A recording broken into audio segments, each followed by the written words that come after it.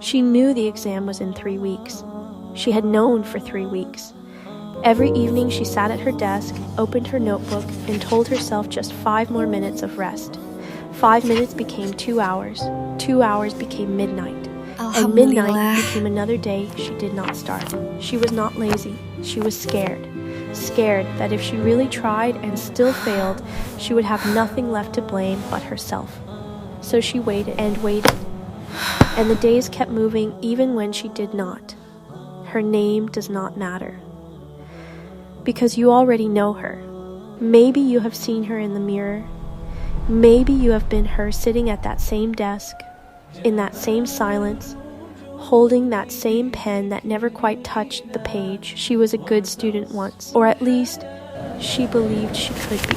She remembers the first day of the semester, the fresh notebook, the new pens lined up like small promises, the feeling in her chest that said this time will be different. This time I will actually do it. She even made a schedule, color-coded, every subject, every hour. It was beautiful. She looked at it for 3 days straight. And then life happened. Or maybe life did not happen. Maybe nothing happened at all.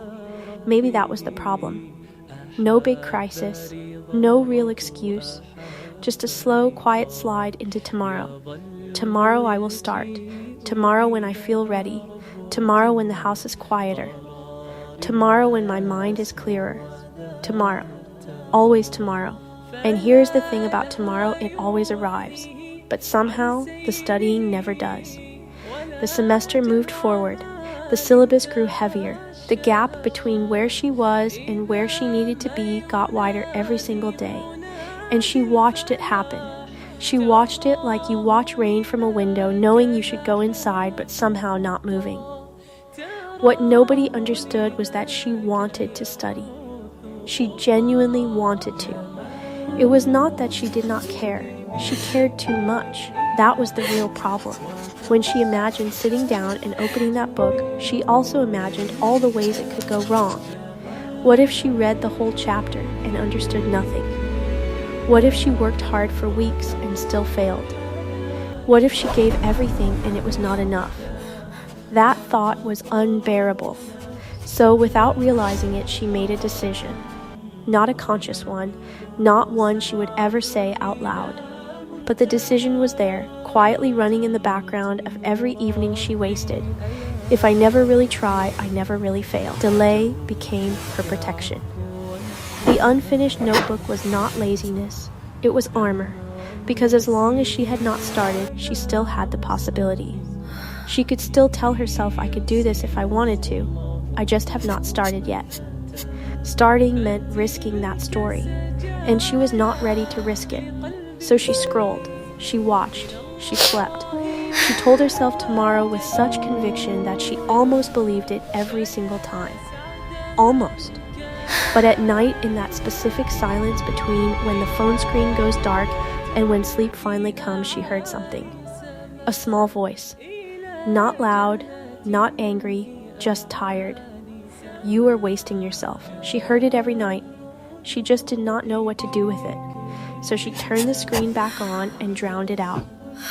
Then one evening something shifted. She was sitting in the same chair, same desk, same open notebook. But this time she did not reach for her phone. She just sat. And in that stillness, the numbers came to her uninvited. 1 year. It had been almost 1 year since she first told herself she would start. 300 and something days of tomorrow. 300 and something days of almost.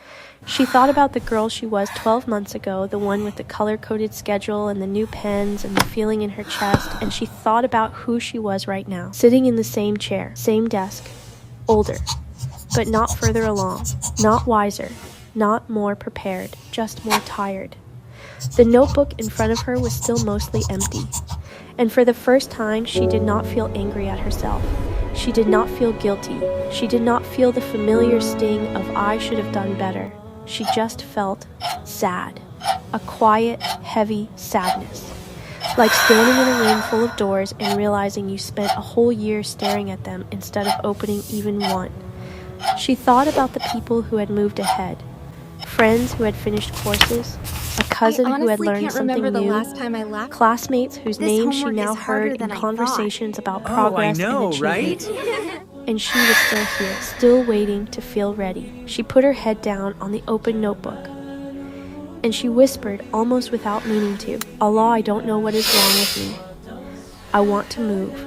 I just don't know how." And that whisper, that small, broken, honest whisper, that was the most important thing she had said in months. Because it was real, not a plan, not a promise, not another tomorrow, just the truth, spoken quietly into an empty room. And sometimes that is exactly what Allah is waiting for. Not perfection, not a grand resolution, not a 5-step plan written in a color-coded notebook, just you. Honest, tired, real. The Prophet, peace be upon him, once said, "Whoever treads a path in search of knowledge, Allah will make easy for him a path to paradise." She had heard this hadith before, in a lecture, in a class, maybe even on her phone screen at some point. But tonight it landed differently, not as information, as an invitation. Allah does not say whoever arrives at knowledge, whoever masters knowledge, whoever gets full marks. He says whoever treads a path. Just walk. Just begin. Even if you are slow. Even if you are unsure. Even if your steps are small and uncertain and nothing like the confident stride you imagine for yourself. Just put your foot on the path. And then she remembered something else. Something from Surah Al-Mujadila, a verse she had memorized once but never really felt until now. Allah will raise those who have believed among you and those who were given knowledge by degrees. By degrees, not all at once. Not in one perfect burst of motivation that never runs out. Degree by degree, step by step, page by page. She lifted her head from the notebook. The room was the same, the silence was the same, nothing around her had changed, but something inside her very quietly had. She did not suddenly feel powerful. That is not how it works. She did not leap up and study for 6 hours straight. She did not feel a rush of energy or a wave of confidence or any of the things she had been waiting to feel before she could start. She just felt permission. Permission to be imperfect and begin anyway. Permission to take one small step without knowing how the whole journey would go.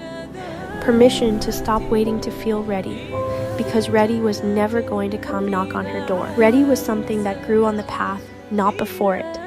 She looked at the open notebook, she picked up the pen, and she wrote one line. Just one. Not a schedule, not a plan, not a promise to herself about how everything would be different from now on. Just one line from the chapter she had been avoiding for weeks. It took her 4 minutes. 4 minutes, that was all. And when she put the pen down, she sat with that feeling for a moment. That small, quiet feeling of having done something real. It was not pride exactly. It was something gentler than that. It was the feeling of, I am still here. I have not disappeared. I can still move. She thought about the hadith again. Whoever treads a path. She had taken one step. One small, 4-minute step.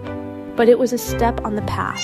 And somewhere in a way she could not see or measure or prove she believed that Allah had seen it. That was enough for tonight. And now I want to ask you something. Not to make you feel guilty. Not to remind you of everything you have not done. Just one honest question. What are you really afraid of? Not the surface answer. Not I'm busy or I don't have time or I'll start when things calm down. The real answer. The one you have never said out loud. Is it failure? Is it the fear that you will try your hardest and still not be enough? Is it that somewhere deep inside you, you stopped believing that you are capable? Because if it is, I want you to know something. Allah created you with a mind that can learn, with a capacity that has not expired, with a potential that does not have a deadline stamped on it. You did not miss your chance.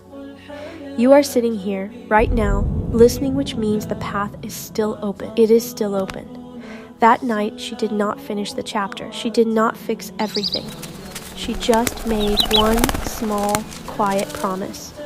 Not to the world, not to her parents, not to anyone who might check on her progress or ask how it was going, just to herself and to Allah. Tomorrow I will write 2 lines. That is all. Just 2 lines, and then 2 more, and then Bismillah. The path to Jannah starts with page 1, and page 1 it starts today.